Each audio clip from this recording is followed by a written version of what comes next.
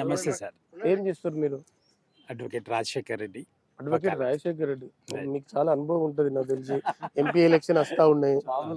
ఇప్పుడు ముగ్గురు అభ్యర్థులను పెట్టేసి ఐడియా ఉంది. మ్. బీఆర్ఎస్ నుంచి ఎవరున్నారు? బీఆర్ఎస్ నుంచి రెడ్డి రాగిడి లక్ష్మారెడ్డి.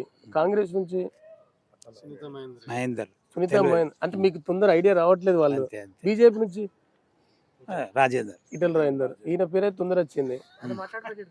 ఆహా, ఈ గ్రౌండ్కి వచ్చిందా? సరే, ఎట్లా ఉంది సార్? ఏమనుకుంటున్నారు? ఇప్పుడు మన దేశానికి ప్రైమ్ మినిస్టర్గా ఎవరు ఉంటే బెటర్, నరేంద్ర మోడీ, రాహుల్ గాంధీ? ఫస్ట్ మీ అందరికి చెప్పేది ఏంటంటే బీజేపీ గవర్నమెంట్ అనేది ఖచ్చితంగా అవసరము. ఉమ్, ప్రస్తుతం ఉన్న రోజులలో గత 10 సంవత్సరాల నుంచి మీరు చూస్తున్నారు. ఆ, ఇప్పుడు కూడా ఖచ్చితంగా బీజేపీ గవర్నమెంట్ కావాలి. మోదీ ఉంటేనే ఈ దేశం ఏదైనా బాగుపడేది ఉంటుంది. ఆ, కాంగ్రెస్ గవర్నమెంట్ ఏదైనా వచ్చినా కానీ రేపొద్దున వచ్చేది లేదు. ఫస్ట్ ఆఫ్ ఆల్ అయితే జీరో.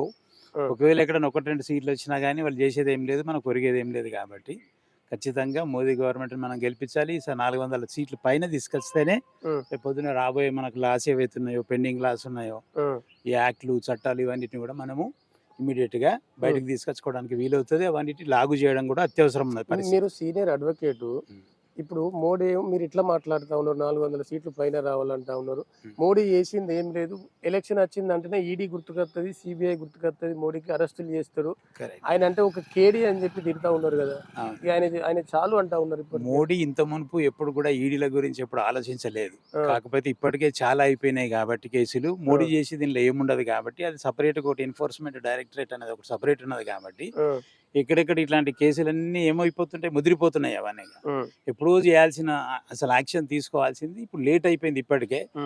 అందుకని గవర్నమెంట్ ఏదైతే ఉన్నదో దానికి ఒక సపరేట్ వింగ్ ఉన్నది కాబట్టి వాళ్ళు తీసుకునే దాంట్లో ఏ రకంగా తప్పులేదు. అవన్నిటి కూడా ఆల్ ఎవిడెన్సెస్ అన్ని కలెక్ట్ చేసుకున్నాకనే ఈ కేసులు మొదలైనవి. అంటే ఈ కవిత ఇష్యూ వాళ్ళు ఏమంటా ఉన్నారు అంటే కవిత చాలా మంచిది అని చెప్పి వాళ్ళు ధర్నాకు కూడా పిలిపిస్తా ఉన్నారు కదా. కవితను మంచిది కాదు, ఇంక ఇట్లా 4 ఏళ్ళు 10 ఏళ్ళ లోపల పెట్టినా కానీ ఏమి ఇబ్బంది లేదు. సో అందుకని కవితను ఆ. ఎందుకంటే చేసిన అన్ని కూడా ఒక ఆడ మనిషి అయి ఉండి ఆ, లిక్కర్ స్కామ్ ఏందండి మొదలు ఎప్పుడో మీరు ఒకసారి ఎప్పుడో ఇంటర్వ్యూలో చూసి ఉంటారు. ఆ. నేను ఫస్ట్ బంద్ చేసేది ఏంటంటే లిక్కర్ అన్నది. ఆ రోజు. నీ సీఎం అయితే నేను సీఎం అయితే సీఎం అవుడు ఎక్కడదండి, అసలు వార్డు మెంబర్ కూడా పనికిరారు. సో అందుకని ఇట్లాంటి స్టేజీలలో కవిత సో ఇట్లాంటి స్టేజీలలో ఏంటంటే చేసిన అన్ని తప్పులే, అది వాళ్ళకు తెలుసు వాస్తవాలన్నీ. ఆ, ఇప్పుడు అనుభవిస్తున్నారు దానికి. ఆ. They are now suffering. ఈ ఫోన్ ట్యాపింగ్ కూడా ఫోన్ పెద్ద ట్యాపింగ్ లో issue కూడా అయింది. వీళ్ళందరూ ఉన్నారు. వీళ్ళందరూ కూడా మెల్లగా మెల్లగా అందరూ ఒకడు పోతారు. అందరూ పోవాల్సిందే. ఎవరు ఉండరు. ఎవరు ఉంటారు, అందరూ పోవాల్సిందే. లాస్ట్ కి ఆయన ఒక్కడే మిగులుతారంట. ఓడి మిగిలేదు ఇంకా. ఆయన కూడా కేసీఆర్ కూడా. అందరికి ఉన్నది ఇది, కాకపోతే లేట్ వెనక మొదలు అంతే. That's all. అంతే. సరే, ఇప్పుడు పోవుడే.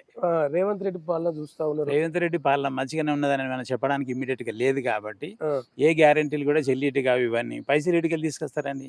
ఆల్రెడీ గుంతున్నది ఇక్కడ. మన నెత్తిలు ఉన్నాయి కదా అన్ని. అంతే. ఇవే ఈ నెత్తులకి ఉన్నాయి, ఎంటికలు ఏవైతే ఉన్నాయో మీకు నాకు మళ్ళీ ఇద్దరికి ఇవన్నీ కూడా తీసేస్తారు. బట్టలు గిట్టలు కూడా వేసుకుంటే అవి కూడా తీసేస్తారు. తీసేస్తారు. పైసలు ఎక్కడున్నాయండి? ప్రతి Where is the మహిళకు question? 2500 కళ్యాణ లక్ష్మి కింద తులం బంగారం. ఏడి వాడు ఇంట్లోకి వెళ్ళి ఇచ్చేది, ఆడికెళ్ళి ఇచ్చేది పైసలు.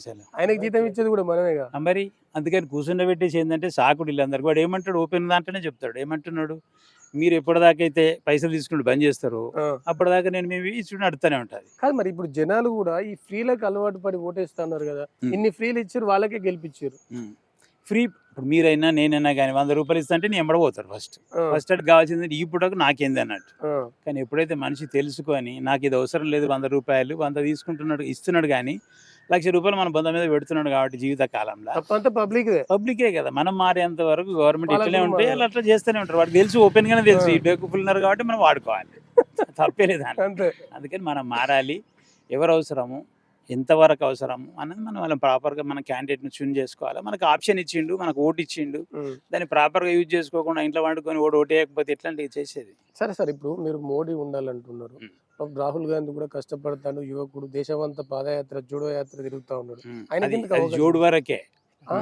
జోడు జనాలలో జోడు చేయడానికి ఓడే తప్పించి ఏ రకం కూడా యూస్ఫుల్ అయ్యేది కాదు. First is unable to talk also. వాడికి ఏం మాట్లాడతాడో, వాడు యాడ స్టార్ట్ చేస్తాడో యాడ క్లోజ్ చేస్తాడో తెలియదు ఫస్ట్. ఊరిని అందుకని ఏంటంటే రాహుల్ గాంధీ అనే క్యాండిడేట్ మనకు ప్రధానమంత్రి గిట్ట అయిపోతే రేపు పొద్దున మనం అందరికి మీకు తెలుసు మాకు తెలిసి ఏం జరగబోతుంది, ఎట్లా అవుతుంది ఈ దేశం. అందుకని మీరు దాని గురించి ఆలోచనే తీసేసేయండి, ఆ ప్రశ్నే లేదు ఇక.